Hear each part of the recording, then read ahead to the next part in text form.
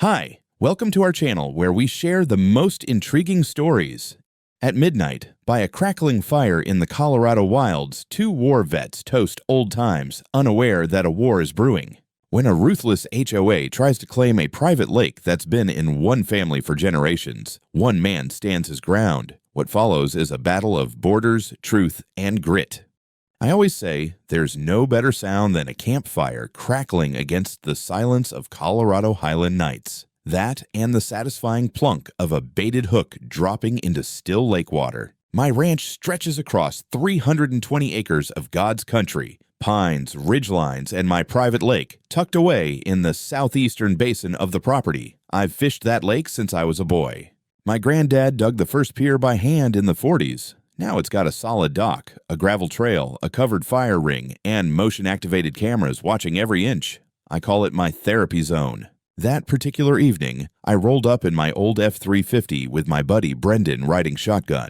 We served together in Iraq, and while I got out early to take care of the family land, he stayed in longer. Now he works as a ranger in Wyoming, but once a year we meet up, drink bad coffee, and act like kids again under the stars. We set up camp just before dusk, pitched a canvas tent, fired up the portable grill, and threw a couple of trout lines off the pier. The smoke curled lazily into the pine tops, and the temperature dipped just enough to remind you summer was hanging by its last thread. We weren't exactly quiet. Two middle-aged guys with whiskey and old war stories don't whisper, but we weren't bothering anyone.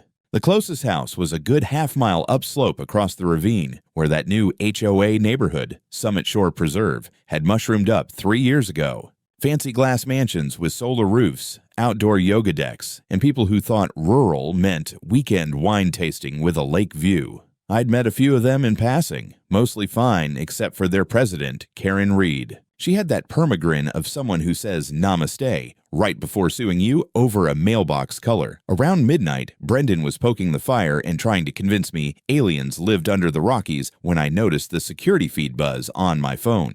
Infrared motion. I tapped the screen, expecting maybe a curious coyote. Instead, I see three figures sneaking along the lower brush line just past the no trespassing sign.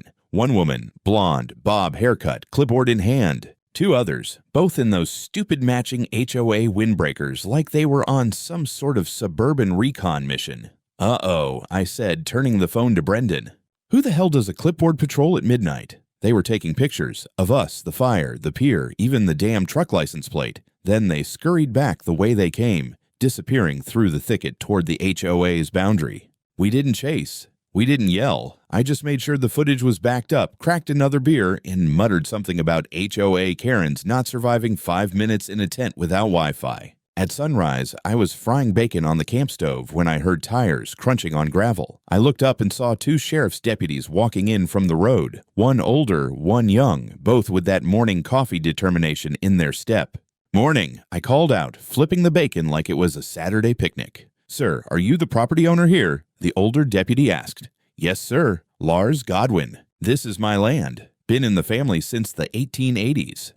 We got an anonymous call reporting a suspicious fire in a public conservation zone, the younger one said. Also reports of possible illegal camping and vagrancy. I looked at Brendan, then back at the deputies. Vagrancy?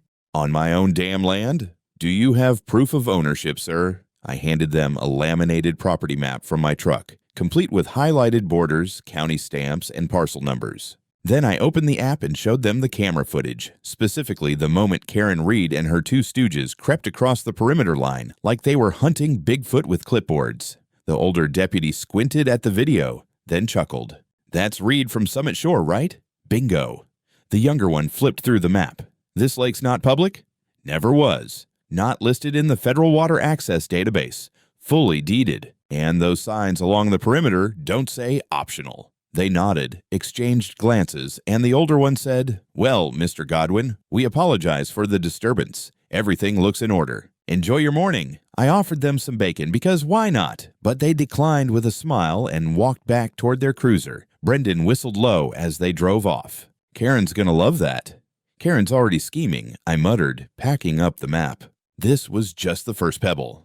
2 days later, I drove back down to the lower gate near the lake after a supply run and saw something that made my jaw tighten like a vise. The iron chain that normally dangled loose along the side had been looped across the access road and padlocked shut. But that wasn't the part that got me. Hanging from the chain was a fresh aluminum sign staked into the gravel like it meant business. Temporarily closed, Summit Shore Preserve HOA, water access under review.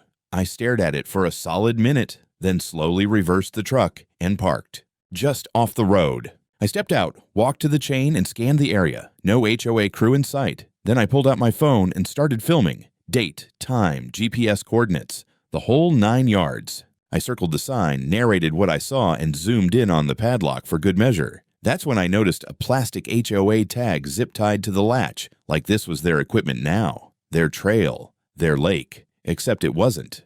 I called the sheriff's department again, gave them the rundown.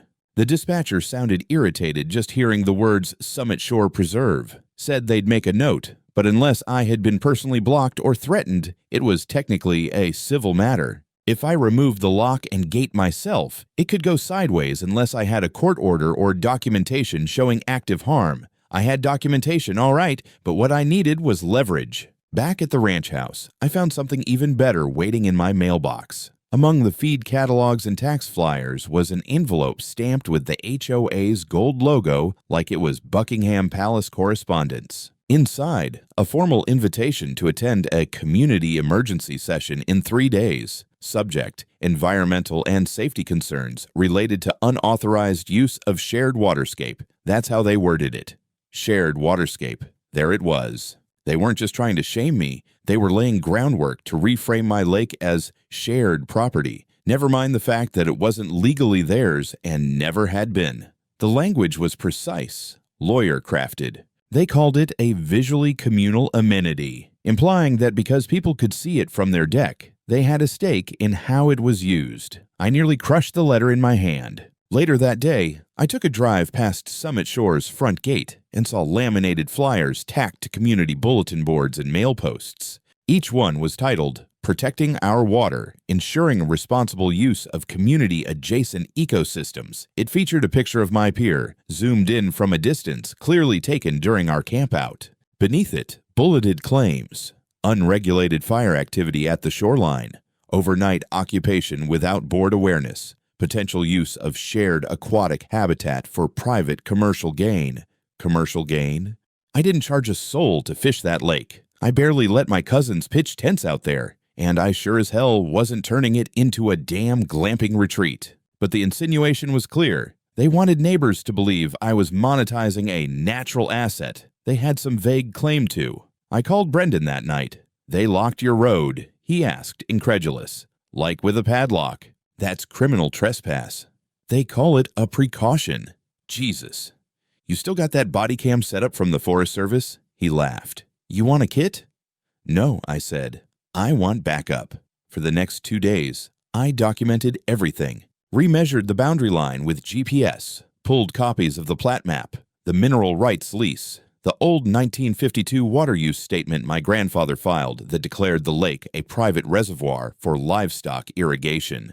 I even called up an old acquaintance from the county recorder's office to pull HOA's registered boundary documents. As I expected, their subdivision stopped 300 feet short of my fence line. The lake wasn't on their land, wasn't their responsibility, and wasn't subject to their jurisdiction, but they were pretending it was. And that made it dangerous. The day before the meeting, I printed a map the size of a movie poster with every lot line and parcel number. Then I stapled a screenshot from the video of Karen and her clipboard gang creeping through my trees and added the caption, Unauthorized Entry 11:47 p.m. And just in case, I mounted a new trail cam pointed directly at the gate chain.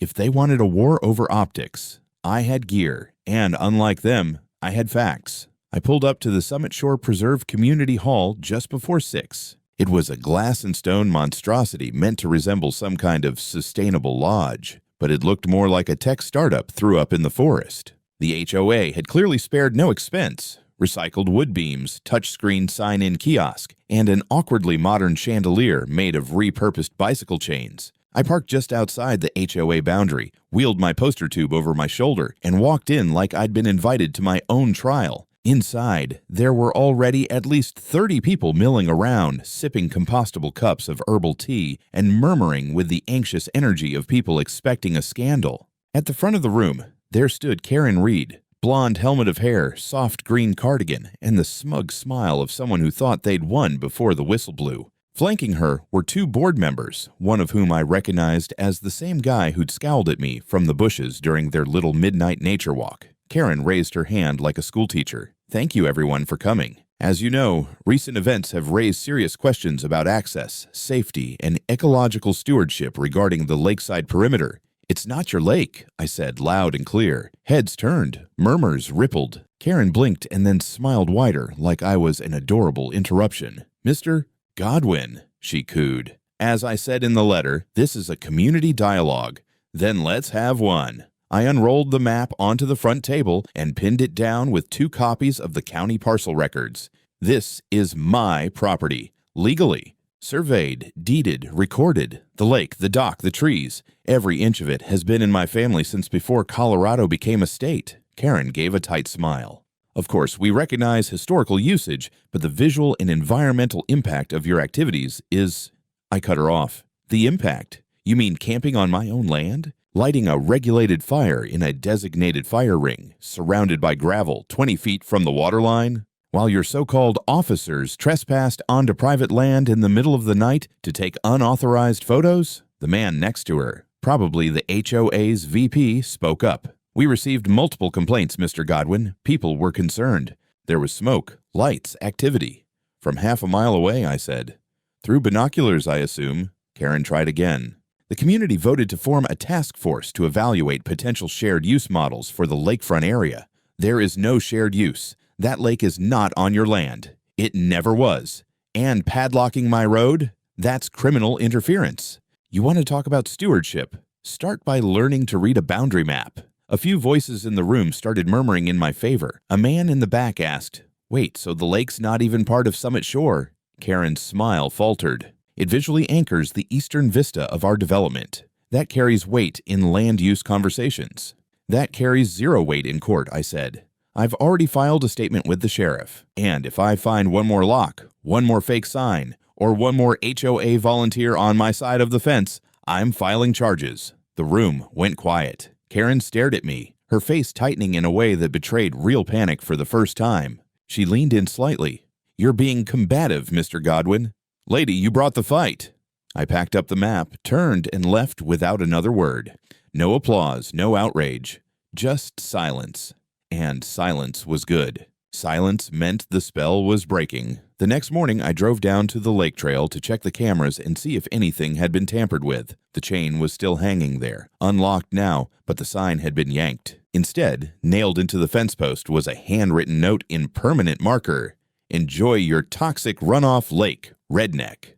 Classy. I scanned it, took photos, and uploaded the footage from the previous night. Around 10 p.m., a man in a hoodie had pulled up in a golf cart from Summit Shore, yanked the sign, and nailed the insult. I didn't recognize him, but I saved the plate number and sent it to the sheriff's office with a fresh report. Then, with cameras rolling, I unrolled a fresh new banner across the same fence post. Bold white letters on green canvas. Private property. Trespassers will be prosecuted. Cameras active. I didn't shout. I didn't swing. I documented. And then I called Brendan. I'm bringing the bolt cutters tomorrow, I said. We're taking that gate back. Brendan rolled up in his green Tacoma just after noon, wearing his old Ranger vest like a uniform. The sun was high, the pines casting sharp shadows across the lower trail, and I was already setting up the GoPro on a fence post when he hopped out with a toolbox in one hand and a thermos in the other. You sure you want to film this? He asked, unscrewing the cap. I want it on record, I said, checking the drone battery. No swearing, no threats, no theatrics. Just 2 veterans cutting a lock off private property. We hiked the short slope down to the gated trailhead. The padlock was new, not the same one from 2 days ago. Brass, chunky HOA logo engraved on the front. So they weren't even trying to be subtle anymore. Ready? Brendan asked, already lining up the bolt cutters. I nodded. He made one clean snap. The lock popped and fell into the dust. Civil disobedience complete, he muttered. I lifted the chain off the gate, pushed it open, and waved at the drone hovering silently above. Then we walked through, casual as you please, down toward the pier. The lake shimmered ahead like a sheet of polished steel. For half a second, it felt like victory, and then the shouting started. 3 voices behind us, fast footsteps crunching gravel. I turned around just in time to see a small crowd barreling toward us down the access path from Summit Shore. Karen in the lead, hair flying, phone in one hand, HOA clipboard in the other. Behind her were 2 of her regular goons, one of them her husband, the other the same guy who tried to take a swing at me back at the meeting. "What do you think you're doing?" Karen barked, breathless. Brendan raised an eyebrow. "Walking." "You've tampered with HOA property. That's felony vandalism." Brendan just blinked. "You locked a gate on someone else's land." I stepped forward, calm and clear. "This is private property. You've seen the maps. You've seen the sheriff's reports. You have no authority here." "That trail services the neighborhood," Karen shrieked. "The community has a right to protect its environmental interest." Before I could answer, her husband stepped forward and shoved the broken lock into my chest. "You think you're tough," he said, crowding me. "Maybe you need a lesson in consequences." I didn't flinch. "Take one more step, and you're going to jail." That's when he reached into the back of his truck, yanked out a flathead shovel, and raised it like he meant to swing. Brendan moved faster than I've seen him in years. In one motion, he pulled the stun baton from his vest, not turned on, just visible, and stepped between us. "Don't," he said. The man hesitated. Then Karen screamed, "You're threatening us." "I'm calling the sheriff." "Do it," I said. "Tell them to bring the same deputy who watched the last drone video, and tell them to bring a property line map." Meanwhile, the drone was catching everything. The footage showed the lock removal, the trespass, the attempted assault. No edits, no voiceover, just truth. Karen fumbled with her phone, muttering something about ecological violations and private militias. I don't think she knew which story she wanted to run with. We stood there like that for nearly 15 minutes until we heard sirens coming up the Ridge Road. 2 sheriff cruisers pulled up near the trailhead. The same older deputy from before stepped out. His hand went to his radio and he gave me that look, the one that says, "You again?" I waved. "Afternoon, deputy. Glad you could make it." Karen ran to him first, of course, arms flailing, shouting about destruction of public assets, threats with weapons, and a possible armed conspiracy. The deputy listened, nodded, then walked over to me. "You got the video?" I handed him the SD card from the drone. "Uncut, start to finish." He took it, turned to the group, and said, "Nobody moves. Let me review this." We waited. 20 minutes. The tension baked under the sun. Karen's husband paced in circles like a caged dog. Brendan leaned on a post and sipped from his thermos like it was a picnic. Finally, the deputy returned. "Well," he said, "this just got real simple." He turned to Karen.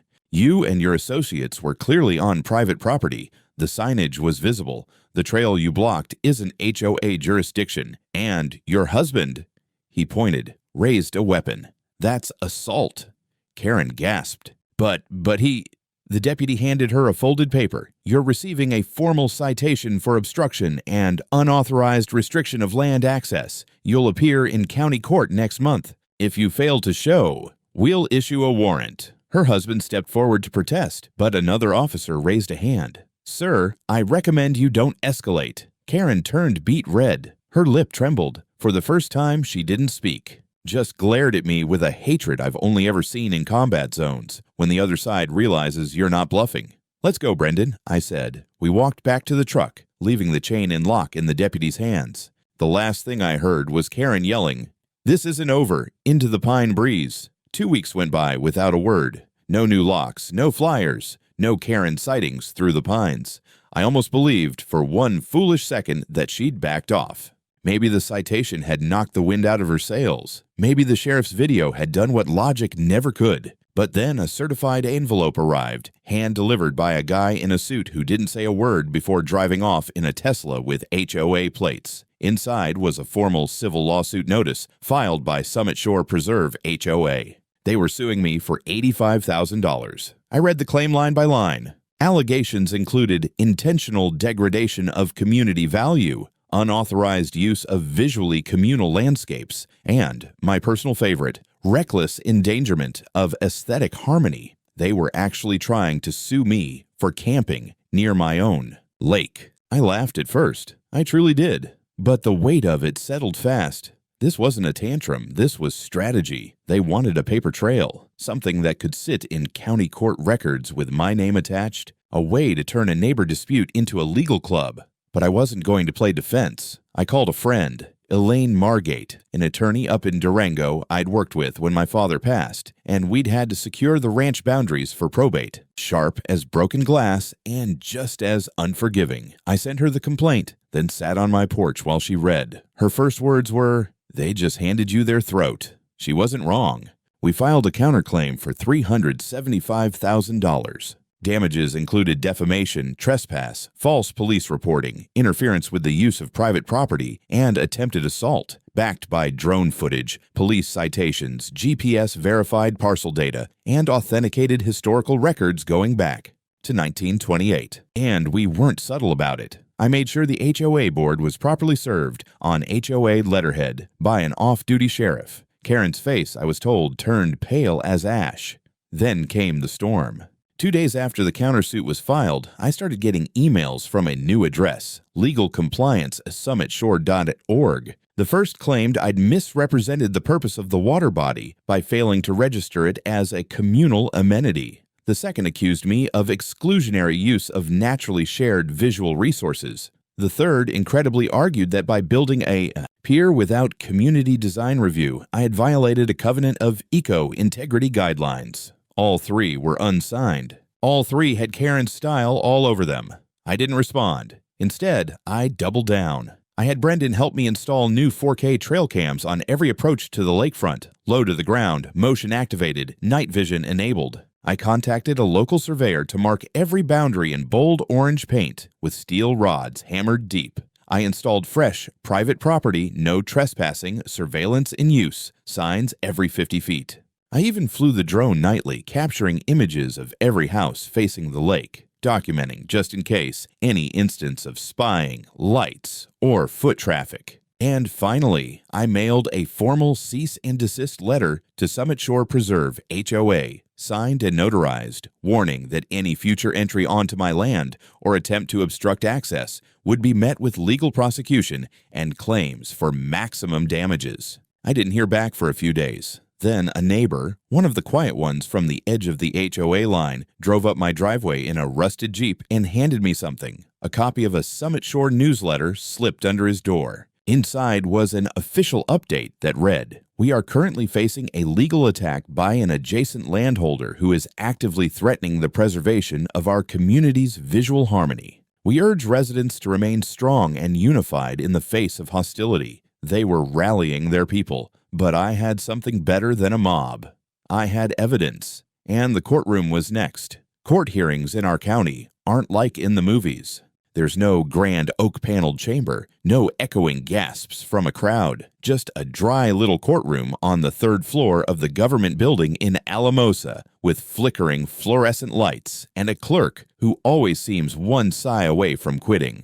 But what was like the movies was Karen showing up with a 3-person entourage, her lawyer, her husband, and a smug guy in a blazer who claimed to be their community standards consultant. She wore a bright green blazer and carried a binder twice, the size of mine. I don't think she expected to see me there in a pressed shirt, flanked by Elaine Margate and a land use expert from the University of Colorado. The judge was a no-nonsense woman in her 50s, former property litigator. She looked bored before we even started. HOA's side opened with a PowerPoint about view corridors, collective enjoyment of nature, and a supposed ecological agreement that they claimed applied to all bordering properties, even though none of it appeared in my deed nor in any official registry. Elaine let them finish. Then she calmly pulled up a parcel overlay from the Federal Bureau of Land Management, clearly showing my land, the lake, and the fact that Summit Shore Preserve was built 5 years after my grandfather's last boundary update had been recorded. Then came the video. Elaine presented edited clips from my drone footage with timestamps and GPS tags.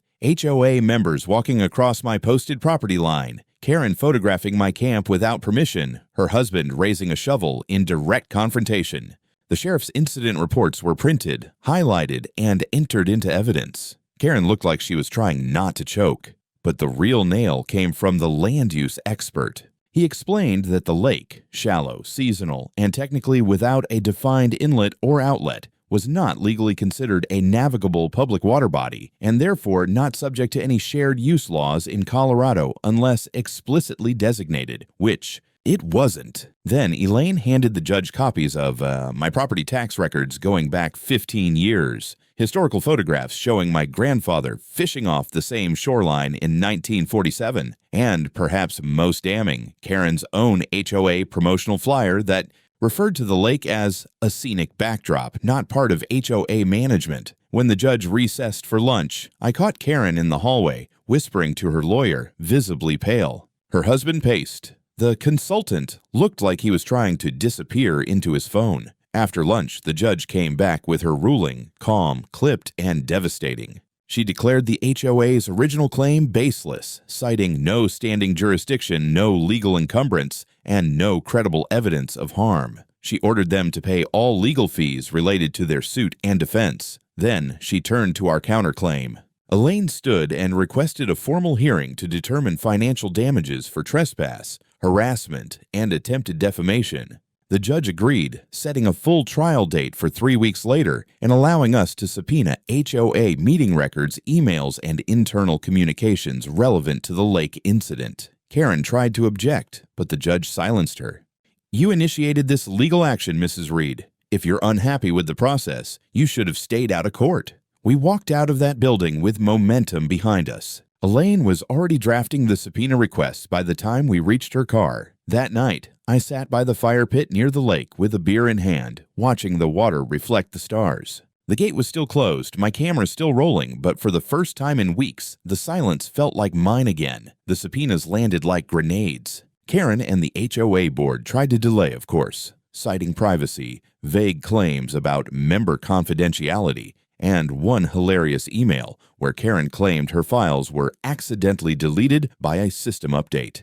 Elaine responded by filing a motion to compel compliance, and the judge granted it in under 48 hours. We got everything: meeting minutes, internal emails, memos about visual dominance rights, even a board proposal, authored by Karen herself, suggesting a campaign to pressure adjacent landowners into either selling access or reintegrating their land into the HOA zone through soft administrative pressure. That phrase stuck with me. Soft administrative pressure. One thread in particular made my blood boil. Karen had emailed the HOA's environmental subcommittee 2 months prior, suggesting that if they could document even one instance of unlawful camping, fire usage, or waste at the shoreline, it might be used to push a county action against me. She literally tried to fabricate violations to weaponize environmental law. Another document, buried in a digital folder labeled Archive June Temp, contained a scanned version of a doctored map showing the lake overlapping HOA parcels. The original version, dated 3 months earlier, showed the real boundary. The fake one had been used in their community meeting to justify chaining my access road. Elaine's eyes lit up. "That's fraud," she muttered, almost gleeful. We filed an amended complaint the next morning, now requesting punitive damages and citing intentional misrepresentation, malicious prosecution, and falsification of public claims. Karen's lawyer tried to settle. He called Elaine with a proposal. HOA would drop all actions, pay a token settlement, and issue a private apology. Elaine asked him, "Do you think my client wants an apology?" Then she hung up. Meanwhile, I upgraded my perimeter security.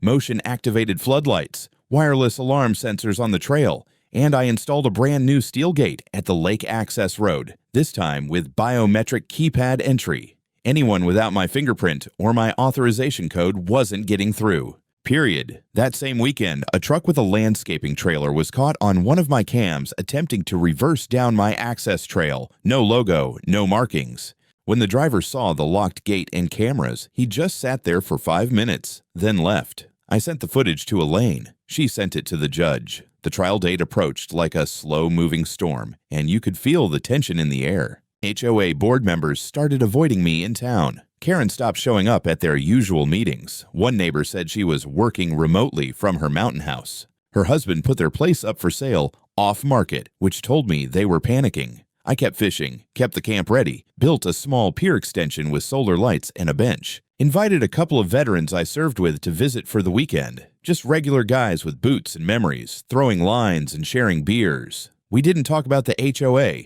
We didn't need to. They'd already lost the lake. They just didn't know it yet.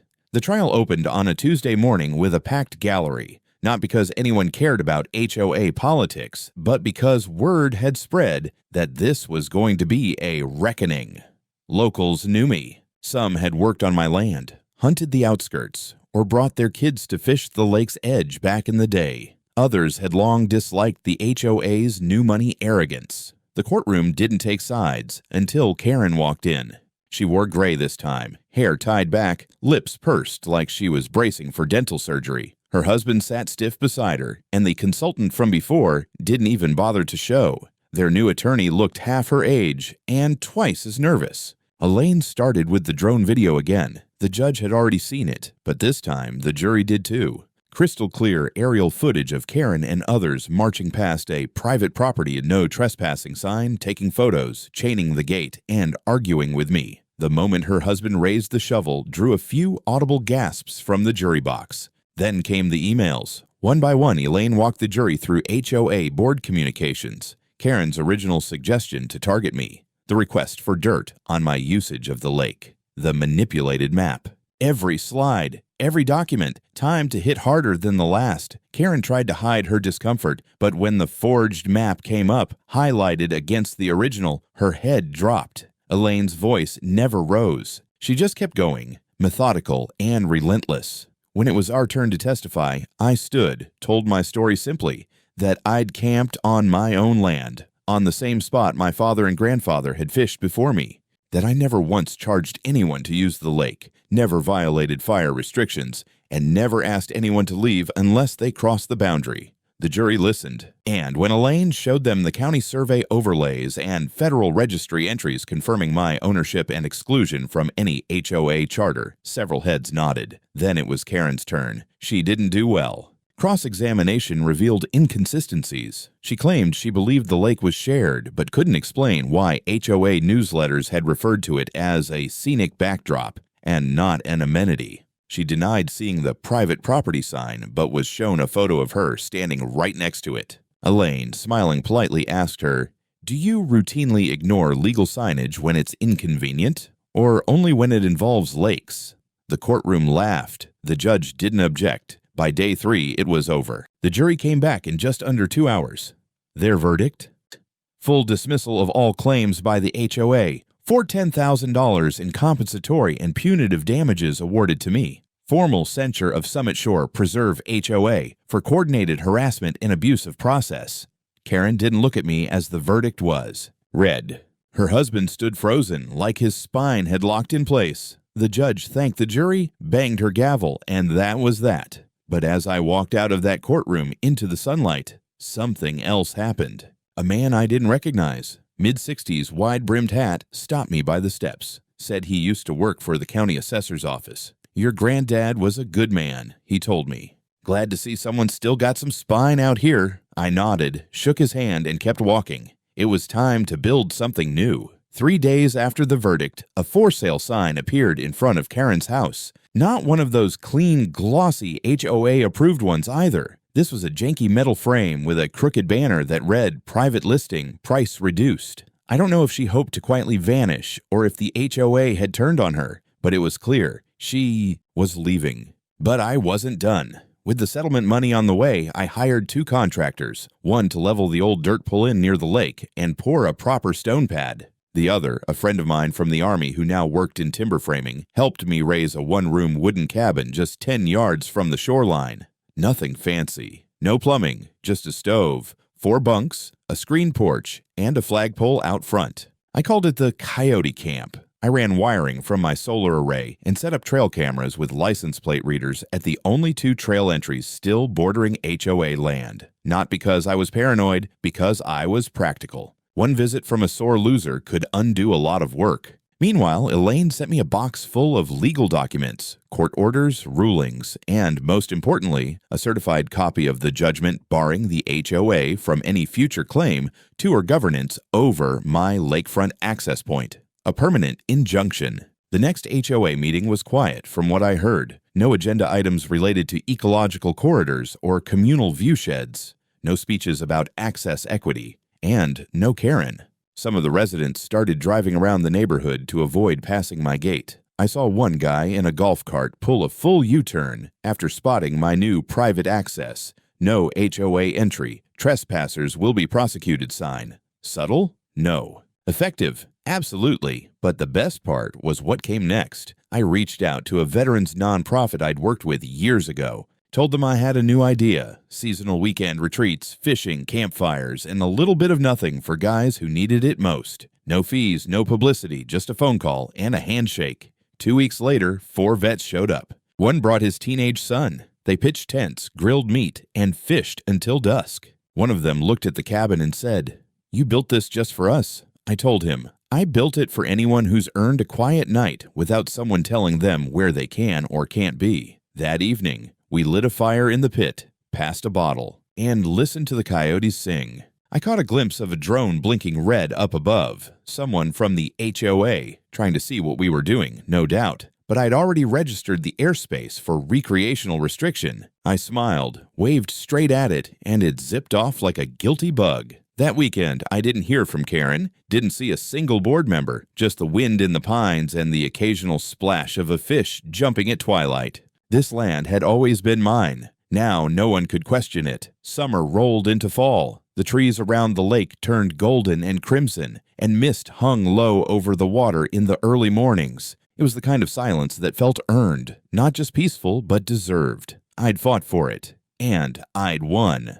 The check from the HOA arrived via courier. $410,000, certified, with a separate letter from their attorney requesting no further public statements. Elaine framed the letter, not to hang, just for the joke. Karen's house finally sold, at a loss according to public records. Her husband transferred the deed to a shell company before the closing, but we still traced it. I didn't care who bought it.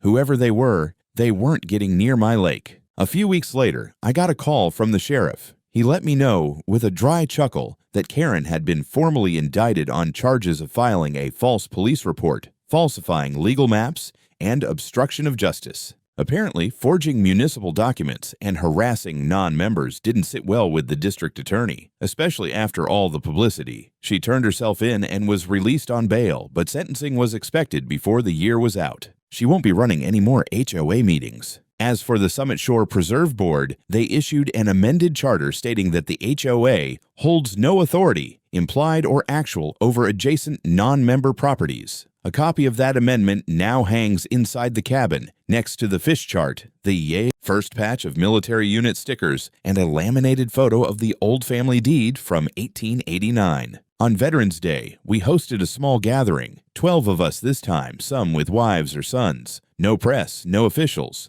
just coffee, venison, and a fire crackling near the lake. Someone asked me if I'd ever considered opening the land for public use. I shook my head. "This land's not public," I said. "It's personal." That's the difference. Late that night, I stood by the lake alone. The stars looked close enough to grab. The water was still, and for the first time in a long while, I didn't feel like I had to defend it. I just got to enjoy it. A carved sign now sits at the start of the trail down to the cabin. It reads, "Coyote Camp, Veterans Only, Private Lake. Respect the land, or turn around." I don't expect Karen to ever see it, but if she does, maybe she'll finally understand something she never could. Some things aren't hers to manage. Some boundaries aren't just legal. They're earned, lived, and fought for. And now, they're protected.